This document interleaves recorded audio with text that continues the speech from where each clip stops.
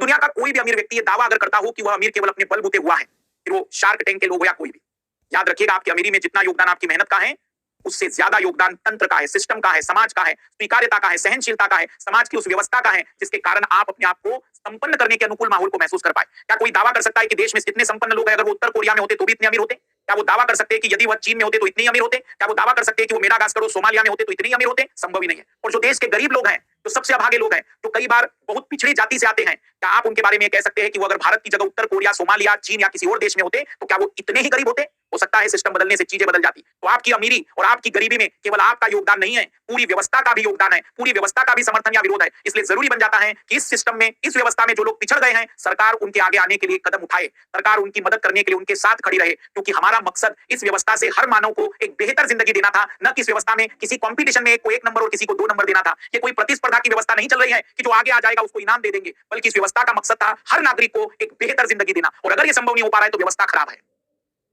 क्या मस्तिष्क में प्रवेश कर पा रही है बातें जो मैं बताना चाह रहा हूं? जो लोग इस बात का आडंबर भरते हैं कि मैं अपनी मेहनत से अमीर हुआ, भूल जाइए, आप जो मेहनत कर रहे हैं उसमें बड़ा योगदान सिस्टम का है, तंत्र का है, जिसने समाज का है, जिसने आपको उस मेहनत की अनुकूलता को स्वीकार किया। क्या आप ये दावा कर सकते हैं कि आप उत्तर कोरिया में होते तो भी इतने अमीर हो जाते?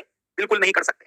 इसलिए इन दिमागों को, अपने इन ऐसे ढकोसलेबाजियों को दिमाग से निकाल दीजिए। इसी कारण से जरूरी है कि समाज, परिवार, सरकार, ये लोग उन लोगों को मदद करे जो कमजोर हैं, जो पिछड़ गए, क्योंकि हम कोई कंपटीशन या रेस में नहीं है।